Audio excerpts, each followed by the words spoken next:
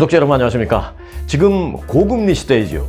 경우에 따라서는 고금리로 인해서 부담이 가중되는 사람들도 물론 있겠습니다만은 그동안 저축을 좀 많이 해놨던 그런 사람들 중 일부는요, 이 같은 고금리 시대를 10분 활용해서 요즘 돈 버는 재미가 솔솔하다라는 통계가 나왔습니다.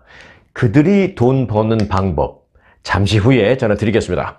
그리고 최근 몇 차례에 걸쳐서 이 초기 치매의 경우에 치료가 가능한 그런 약물이 승인받아서 나왔다라는 보도를 해드린 바 있는데요. 이번에는 치매 그 치료도 치료지만 예방 백신이 가능하다라는 연구 결과도 나왔습니다. 쉽게 말해서 코로나 예방 백신 맞듯이 치매 예방 백신 주사를 맞아서 치매에 걸릴 확률을 크게 낮춰버린다라는 그런 내용입니다. 자, 이 역시 잠시 후에 전해드리겠습니다. 그럼 오늘도 처음 오신 분들은 구독해 놓으시고 중요한 속보를 매일 받아보시길 바라겠습니다. 자, 오늘 첫 소식은 지금까지 이 세상에 없던 보험, 날씨보험 소식을 전해드리려고 합니다.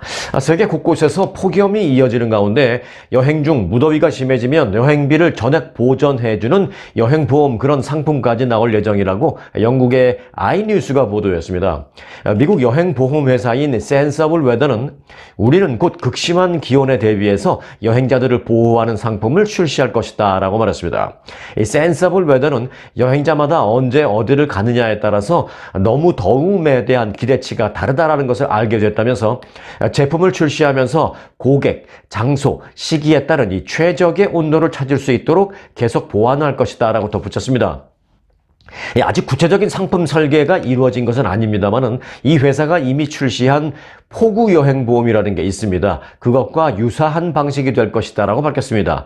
이 폭우보험의 경우에는요, 고객으로부터 총 여행비의 약 한 10%를 보험료로 받고 여행 중에 오전 8시부터 오후 8시까지 그 사이에 비가 2시간 이상 그 비가 내리면 당일 여행비를 보험금으로 완전히 지급해주고 있는 그런 것입니다. 그러면 폭염보험은 그러면 어떻게 운영될까요? 자, 예를 들어서 섭씨 35도 이상이면 총 여행비의 50%를 보상해주고 또 섭씨 40도 이상이면 100%를 보상해주는 그런 방식으로 될 전망입니다. 여행지의 날씨가 섭씨 40도를 넘어가면 사실상 여행을 하지 못할 것이다 라고 생각하는 그런 것입니다. 사실 지금 이 센서블 웨더 외에도요, 다른 유명 보험회사들도 고객이 원하는 경우에 기존 여행보험에 폭염 조항을 추가하는 방식을 고려하고 있습니다. 실제로 지난 2주 동안에 그리스에서 포르투갈에 이르기까지 산불이 발생하고 또 이탈리아 시칠리아 섬의 수온주가 47도에 달하는 등 지중해 전역에 폭염이 이어져서 수백만 명의 그 휴가에 차질이 빚어졌습니다. 당시 이들 지역을 여행하던 영국인들은 여행을 아예 포기하고 긴급 편성된 항공편으로 아예 귀국해버리기도 했습니다. 이들은 여행 프로그램을 계획한 그 여행사들에게 항의하면서 환불을 지금 요구하고 있는 그런 상황입니다. 자, 센서블 웨더 측은 날씨 보험과 같은 그런 금융 상품이 기후 변화로 인한 불확실성으로부터 고객과 여행사를 모두 보호하는 데 도움이 될 수 있을 것이다 라고 주장하고 있습니다. 앞으로는 관광 상품을 예약할 때 거기 가시려고 하는 그 지역 지금 날씨가 점점 더워지고 있는데요, 폭염보험 가입하시겠어요? 라는 그런 권유를 듣게 될지도 모르겠습니다. 네. 고금리 시대에 그동안 저축을 해놨던 돈을 10분 활용해서 쏠쏠히 돈을 불리고 있는 사람들 얘기를 그럼 지금부터 전해드리겠습니다. 일리노이주 스프링필드에 사는 25살의 보험 분석가 에릭 리드라는 사람은요, 최근 작은 지역은행에 예치된 자신의 자금 가운데 4분의 1 이상을 다른 투자처로 옮겼습니다. 그는 수익률 5.25%의 단기국채, 그리고 5%의 수익을 보장하는 머니마켓 펀드 MMF, 그리고 4.15% 이자율의 고수익 예금 계좌에 이 자금을 묻었습니다. 리드는 현금을 어느 정도 갖고 있다면 돈을 벌 수 있는 상황이다 라면서 현금 보유의 가치가 놀라울 정도이며 나같이 타고난 저축자에게는, 타고난 투자자가 아니라 타고난 저축자에게는 지금 큰 도움이 되고 있다라고 말했습니다. 실제로 월스트리트저널은 20여 년 만에 가장 높은 수준의 금리가 개인 투자자에게 예상치 못한 축복이 지금 되고 있다라고 보도했습니다. 보도에 따르면 현재 3개월 그리고 6개월 국채 수익률은 2001년 이후 최고인 약 5.5%로 높아졌습니다. 초단기 국채에 투자하거나 연방준비제도에 현금을 예치하는 이 MMF, 머니마켓 펀드는 5% 이상의 수익률을 보장해주고 있습니다. 그리고 1년짜리 잘 아시다시피 그 양도성 예금 증서, 이 CD, 그 CD도 1년짜리의 경우에는 5.4%의 수익률을 제공하는 은행도 지금 많이 있습니다. 연준은 지난 26일 기준 금리를 5에서 5.25%로, 5에서가 아니죠. 이제 5 내지 5.25%로 0.25%포인트 인상한 바 있죠. 자, 이는 2001년 이후에 22년 만에 지금 가장 높은 금리 수준입니다. 그런데 연준은 코로나 팬데믹 발발 직후 경기 부양 차원에서 어떻게 했습니까? 초저금리 정책을 펼치지 않았습니까? 그러다가 작년 초부터 공격적으로 금리를 계속 올려서 그래서 이제 약 2년 전과 지금의 금리 차이가 역대로 짧은 기간 동안 발생한 역대급 높은 금리 차이를 지금 보여주고 있습니다. 이 같은 금리 변동 상황 속에서 일부 개인 투자자들의 경우에 팬데믹 때는 이자율이 매우 낮은 고정금리로 돈을 빌렸고 금리가 그동안 급격히 높아진 이후에는 그 여유 현금을 굴리면서 수익을 올리는 그런 경향을 보이고 있는 것입니다. 사람들이 현금성 투자에 몰리면서 이 머니마켓 펀드의 자산은 사상 최대인 5조 5천억 달러로 급증했습니다. 은행도 예금을 끌어들이기 위해서 이 CD의 이자율을 높여서 이 가입자를 모객하는 그런 은행 적지 않습니다. 한인은행들도 마찬가지입니다. 한인은행들도 요즘 CD의 이자율 상당히 높게 책정해주고 있습니다. 그래서 기회가 되고 있습니다. CD는 은행의 정기 예금 중 양도가 가능한 무기명 상품을 말합니다. CD는 쉽게 말하면 일반 예금 계좌보다는 높은 이자율을 지불하지만 CD 예금자는 대개 6개월 또는 1년 등 정해진 기간 동안의 현금을 예치해야만 합니다. 그 약속한 정해진 기간 전에 돈을 찾으면 그렇게 높은 이자율 받지 못하죠. 오히려 손해볼 수도 있습니다. 자, 이와 함께 만기 3개월 이하 국채에 투자하는 이 iShares ETF, 이 iShares ETF가 요즘 또 큰 인기를 얻고 있습니다.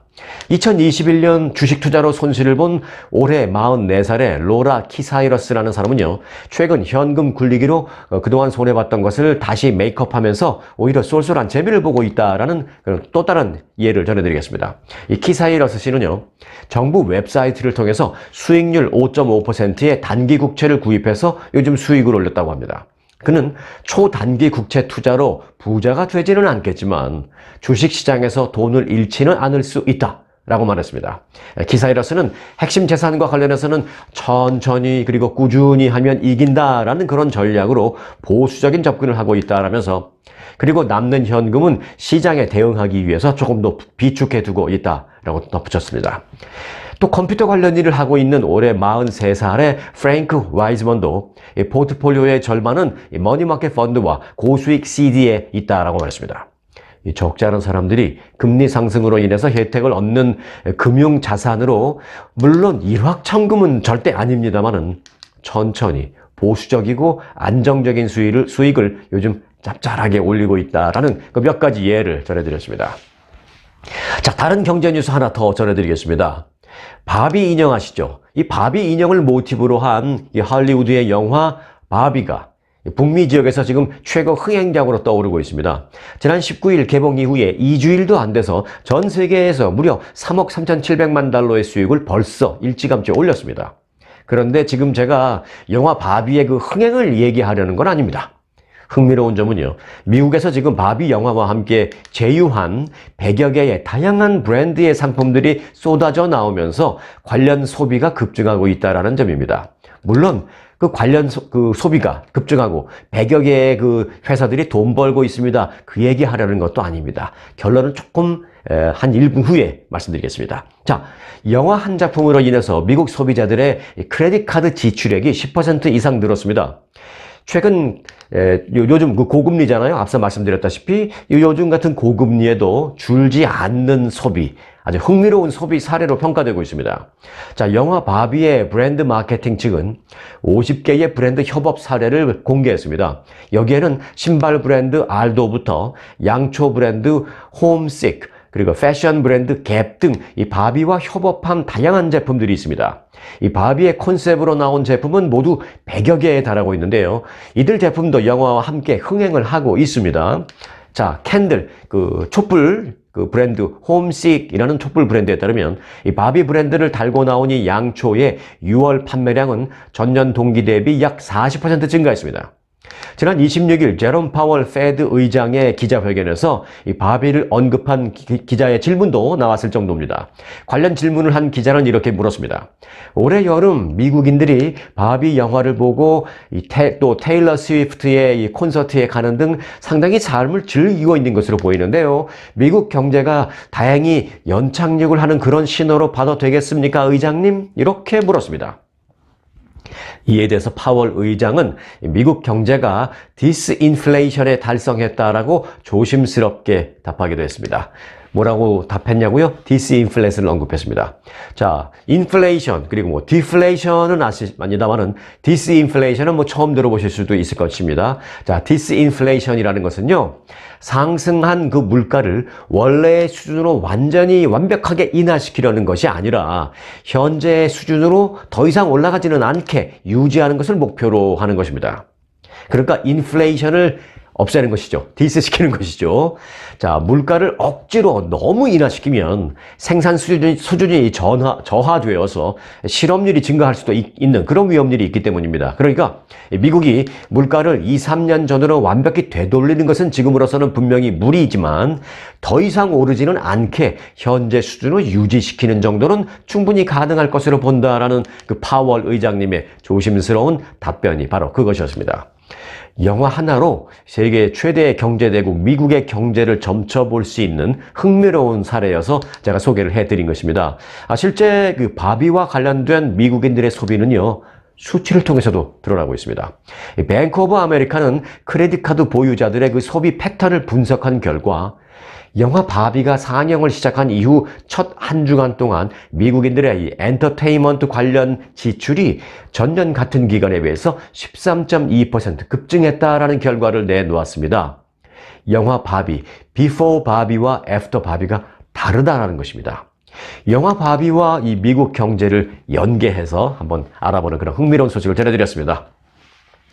자, 지금 현재 캐나다는요, 몇 달째 계속되는 그 산불로 어려움이 이어지고 있습니다. 그런데 그거 아십니까? 캐나다 산불 진화를 위해서요, 한국에서 파견된 한국 긴급구호대가 활약하고 있다 라는 소식입니다. 이와 관련해서 캐나다의 CBC 방송은요, 최근 이 퀘벡주에서 산불을 끄고 있는 한국 긴급구호대의 활약상을 상세히 전해서 관심을 끌고 있습니다. 한국 소방청 소속 70명, 또 산림청 소속 70명, 그리고 의료 인력 3명 등으로 구성된 대한민국 긴급구호대는 몬트리올에서 이 북서쪽으로 약 400마일 정도 떨어진 인구 2,000명의 작은 마을 르벨슈르 퀘비용에서 지금 벌써 한 달째 본격적인 진화 활동을 벌이고 있습니다. 한국에서 해외 산불 진화의 구호대를 파견한 것은 이번이 처음이며 이 파견된 인원의 면면도 아주 다양합니다. 그들 가운데는요, 전직 북한 침투 정보요원도 있고요, 또 그들을 비롯해서 육군 특수부대원도 있고 해군 특전단 대원 등도 포함되어 있습니다. 물론 이들은 이제 지금 제가 말씀드린 그런 업무에서 이미 이제 은퇴해서 지금은 긴급구호대 또는 소방청에 소속되어 있는 그런 업무를 하고 있는 사람들입니다. 최정예 멤버들이라고 CBC 방송은 소개하기도 했습니다. CBC 방송은 또한 이들이 생활하는 그 베이스 캠프의 모습부터 임무 수행에 나서는 모습, 또 낯설고 물선 타국에서 산불과 싸우는 고충 등을 생생하게 전했습니다. CBC 방송이 보도한 한국 구호대원들의 활약상과 고충을 잠시 전해드리겠습니다. 자, 대원들은 매일 새벽 5시에 일어나서 한데 모여 체조로 몸을 푼 뒤에 장비를 챙겨 이 노란색 스쿨버스에 오릅니다. 1시간 이상 이동해서 현장에 도착하면 산불의 열기와 연무가 이들을 기다리고 있습니다. 온종일 힘겨운 진화 작업을 벌이고 나면 온몸은 벌레에 물린 채 파김치가 되어 있습니다. 베이스 캠프에 돌아오면 라면과 즉석밥, 통조림김치, 한국 과자 등으로 피로를 달랩니다.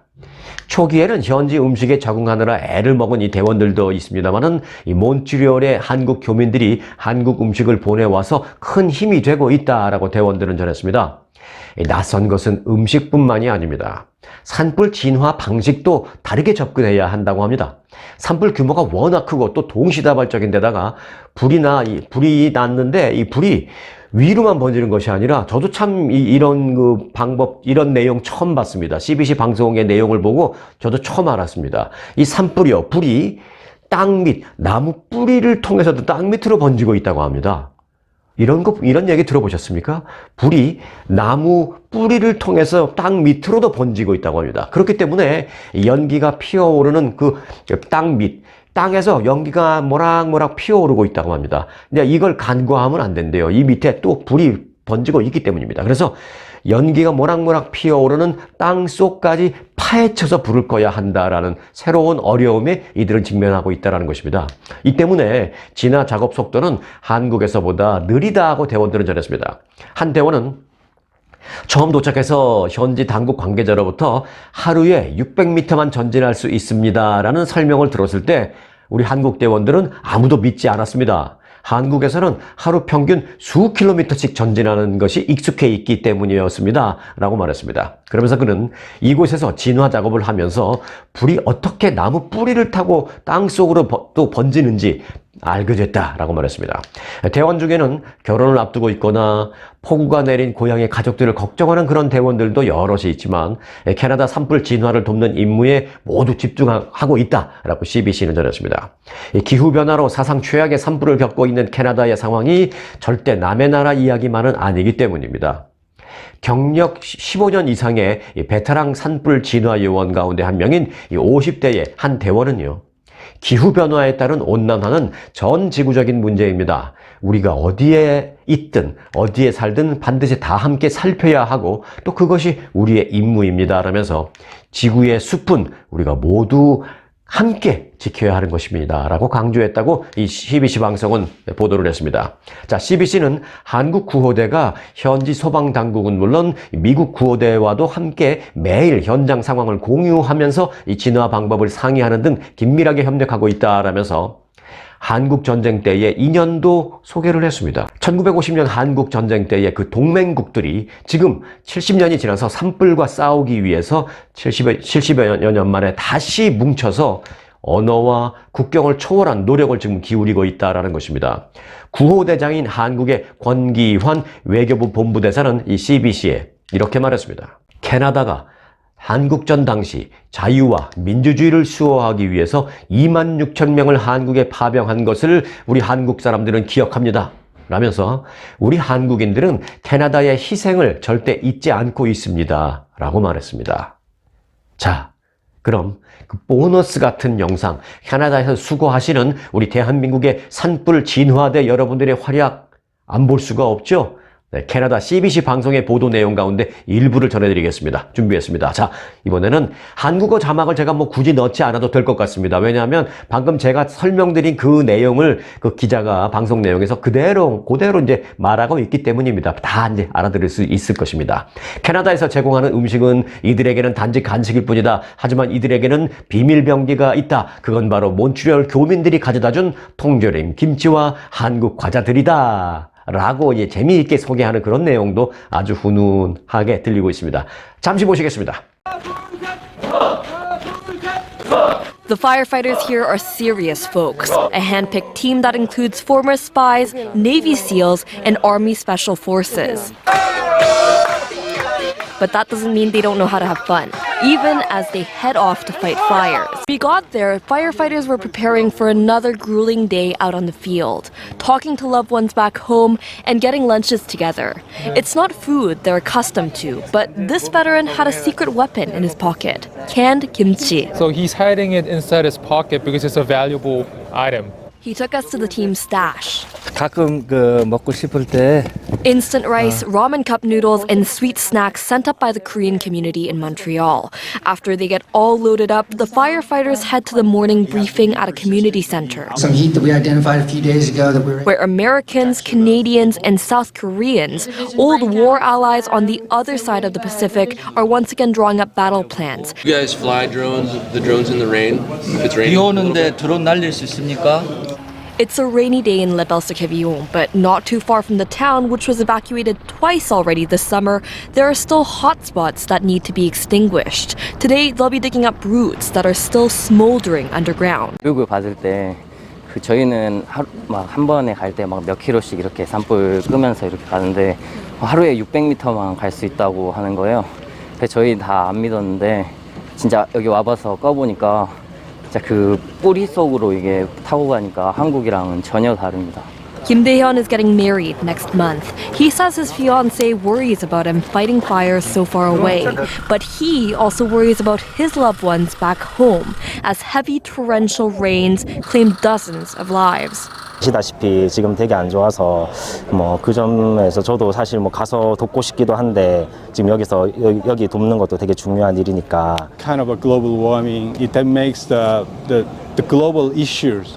So we have to take care of anywhere, any place. That's our mission. This veteran firefighter says he would come back to Canada if the need should arise again. In my mind, it's the same forest. We should keep the forest. That means it's promise for the future or promise for the globe. The right thing to do to be here as a friend. That's what friends are meant for. It's the first time the South Koreans have sent a team, and the man leading it says it's about giving back to Canada. We remember Canada sent 26,000 troops to Korea during the Korean War to defend the freedom and democracy of Korea. And you paid a heavy price. And we Koreans never forget your sacrifice. It's all made her want to visit her new friends in Korea one day. Until then, she'll be sticking with them, driving them up to the fire line as long as they're fighting fires here. 도움을 받는 나라에서 도움을 주는 나라로 발전한 세계에서 거의 전무후무한 대한민국의 위상을 캐나다 산불 현장에서 다시 한번 느낄 수 있는 것 같습니다. 네, 국제 유가 상승과 폭염으로 미국 가솔린 가격이 급격한 상승세를 보이고 있습니다. 조사에 따르면 현재 미국 가솔린 평균 가격은 갤런당 3.752달러로 전주 3.636달러보다 12센트 이상 급등했습니다. CNN은 이와 관련해서 올 들어 계속 이어져 온 이 유가 안정세가 끝났다라면서 앞으로 더 오를 가능성이 높다고 보도했습니다. 지난해 6월 갤런당 5.016달러까지 치솟았던 이 휘발유 가격은 이후 하락세를 보였고 올해 들어서는 3달러 중반대에서 비교적 안정세를 유지했었습니다. 그런데 국제 유가는 사우디아라비아의 대대적인 감산으로 원유 수요가 공급을 앞지르고 석유 재고가 감소하기 시작하면서 지난해 초 이후 월간 기준으로 최고 수준을 유지할 것으로 전망됐습니다. 또한 폭염으로 인해서 미국 내 일부 정유 공장 시설의 가동이 중단된 것도 이 가격 상승 요인이 되고 있는 상황입니다. 자, JP 모건은 이번 주에 유가가 3개월 만에 최고인 배럴당 84달러에 거래된 그 브렌트 유의 가격이 이달 말에 배럴당 86달러까지 좀 더 상승한 후에 연말쯤이 되면 재고가 다시 증가하면서 가격이 안정세를 찾을 것으로 전망한다라고 밝혔습니다. 자, 지금부터는 건강 관련 그리고 의학 관련 뉴스를 전해드리겠는데 제가 오늘은 두 가지를 준비했습니다. 하나씩 전해드리겠습니다. 자, 흔히 암 환자가 수술을 받는 경우에 한 번 수술을 했는데 2차 수술을 하는 경우가 적지 않죠. 여러 가지 이유가 있겠습니다만은 가장 대표적인 게 바로 이 고형암인 경우, 이렇게 딱딱한 상태의 암, 그 고형암의 경우 암 부위와 정상 부위와의 그 경계를 지금의 의학으로는 아주 정밀하게 구분해내기가, 그래서 그렇게 정밀하게 구분해서 정확하게 잘라내기가 쉽지 않기 때문입니다. 그래서 한 번 수술하고 난 뒤에 경과를 지켜보고 한 번 더 할지를 결정하는 것입니다. 어떤 경우에는 전체 종양을 성공적으로 제거하기 위해서 여러 번의 수술이 필요한 경우도 많이 있습니다. 그런 경우에 그런 경계선을 정확하게 구분하기 위해서 필요한 게 그 조영제라는 건데요. 현재로서는 이 조영제가 완벽하지 않은 상황입니다. 이러한 조직 조영제 문제는요, 암 수술에만 국한되는 것이 아닙니다. 신경, 혈관, 또 림프관과 같은 해부학적 구조는 정상적인 주변 조직처럼 그 암 그 세포도 그렇게 보이기 때문에 이 외과 의사가 그냥 눈으로만 보고 판단하기가 매우 어렵습니다. 따라서 이 해부학적 구조의 손상을 피하는 것은 물론 모든 수술에서 시급한 문제, 단 한 번에 끝내는 그런 게 지금 과제로 떠오르고 있습니다. 그래서 백악관이 나섰습니다. 백악관은 지난주 브리핑을 통해서 이렇게 말했습니다. 바이든 대통령의 암 정복 프로그램인 캔서 문샷, 캔서 문샷의 일환으로 암 관련 최초 프로그램인 정밀외과 중재술을 시작한다라고 밝혔습니다. 이 정밀외과 중재술 PSI라고 하는데요. 이 PSI는 모든 수술 절차가 오류 없이 재수술할 필요 없이 첫 번째 한 번 수술에서 목표에 도달할 수 있도록 돕는 그런 프로그램입니다. PSI를 통해서 수술 중 외과 의사가 종양의 가장자리를 3D로 명확하게 눈으로 보고 정확한 판단을 할 수 있도록 기술을 개발하는 것입니다. 이 캔서 문샷이라는 것은 바이든 대통령이 부통령 시절에 발표한 그 암 정복 선언인데요. 달 착륙 도전에 버금가는 10억 달러를 투자할 만큼 혁신적인 암 정복 프로젝트이기 때문에 이름을 그렇게 붙인 것입니다. 캔서 문샷. 바이든 대통령이 내가 대통령에 출마한 이유 가운데 하나입니다 라고 말했을 정도로 미국 정부의 지금 전폭적인 지지를 받고 있는 그런 정책이기도 합니다. 이제 한 걸음 내딛었으니 달 착륙 기술 정복처럼 암 정복도 가능할 것으로 믿고 기대감을 가져보겠습니다. 자, 그리고 이제는 앞서 예고해드린 치매 예방 주사가 가능할 수 있다라는 소식 전해드리겠습니다. 이 알츠하이머병에 관여하는 단백질을 표적으로 한 이 백신이 쥐 실험에서 뇌 조직의 아밀로이드 플라크와 염증을 감소시키고 독성 세포를 제거하는 데 성공했습니다. 무슨 말인지 잘 모르시겠죠? 쉽게 풀어드리겠습니다. 아밀로이드 플라크는 치매를 일으키는 대표적인 단백질 물질로 알려져 있는데요. 이를 감소시킬 수 있다라는 것은 그만큼 치매 발병을 예방할 수 있다라는 그런 이론적으로는 성공인 그런 실험으로 평가됩니다. 쥐 실험 결과 알츠하이머 예방 백신을 맞은 쥐는 행동과 인지 능력 개선 효과를 분명히 보였습니다.